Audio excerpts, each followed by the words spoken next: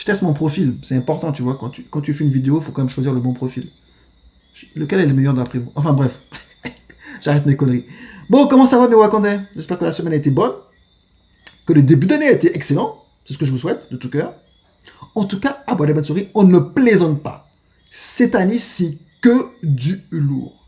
Après Chéri Samba, il y a 2 semaines, je propose de découvrir une artiste tout aussi engagée qu'Angela Davis. Elle s'appelle Kerry Wims.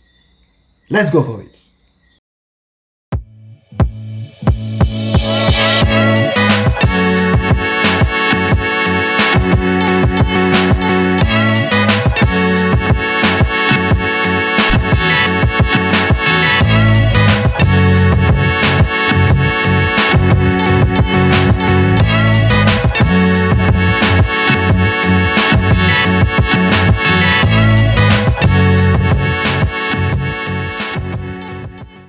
Kerry Wims est l'une des plus grandes photographes noires de notre époque, clairement.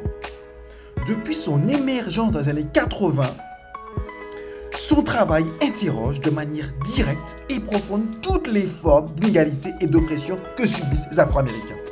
Aussi, je vous propose de découvrir ensemble ses 5 œuvres les plus charismatiques. Kitchen Table Series, c'est sans aucun doute l'une de ses œuvres les plus fondamentales. À coup sûr, c'est par cette série qu'elle s'est fait connaître dans le milieu de l'art. Dans cette série, elle met en scène des scènes domestiques, imaginaires et intimes de la vie d'un protagoniste fictif. Elle a conservé le même lieu, sa cuisine, la même lumière et le même angle afin de dénoncer le fait que les femmes sont toujours assignées à des lieux restreints, à savoir la cuisine, surtout en temps de crise. D'ici, j'ai vu ce qui s'est passé et j'ai pleuré. Cette série est encore plus puissante que la précédente. Dans cette série, Kerry Wims a rassemblé des photographies d'esclaves datant du 19e siècle et du début du 20e siècle afin de donner une voix à ces personnes qui n'en ont pas eu du temps de leur vivant. Elle a associé des mots à ces images réimprimées dans des tons de rouge afin de rendre leur humanité au sujet et de remettre en question la façon dont l'image des Afro-Américains a été construite aux États-Unis.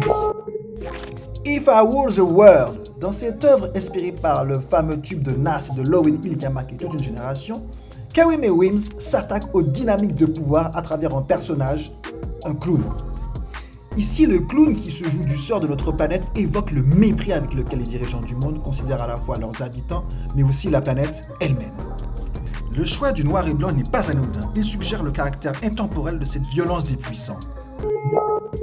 Répétez l'évidence. L'image de base de cette série est tirée de la série All the Boys, réalisée en 2016, à une époque où le mouvement Black Lives Matter se mobilisait en réaction aux nombreux meurtres d'Afro-Américains perpétrés par des policiers blancs.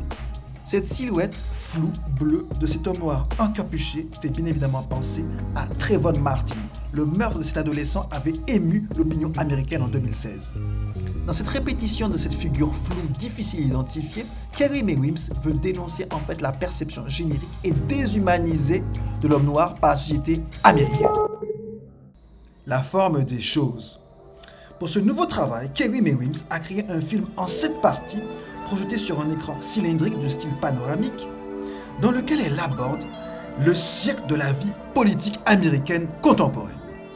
À l'heure où Joe Biden et Donald Trump, les 2 candidats à la Maison-Blanche, s'affrontent, Kerry Wims dénonce le système de justice défaillant, issu d'une machine politique souvent corrompue et truquée. En vrai, l'ensemble de l'œuvre de Kerry Wims témoigne de son intérêt pour la culture noire. C'est une artiste particulièrement engagée dont le travail est un vecteur de questionnement et de dénonciation. Elle y aborde les questions du racisme et des rapports de domination avec pragmatisme et intelligence. Alors, vous avez menti ou pas? C'est du lourd. À vous. Je t'ai dit, 2024, c'est du très lourd. C'est que du lourd. Ceci dit, ça m'amène à vous poser une question. C'est quoi pour vous un artiste engagé en 2024? Ouais. Et je vais même aller plus loin. Qui est pour vous l'artiste le plus engagé à l'heure où on parle? J'attends vos retours. On se retrouve la semaine prochaine pour un nouvel épisode de What Stories. Ciao, ciao!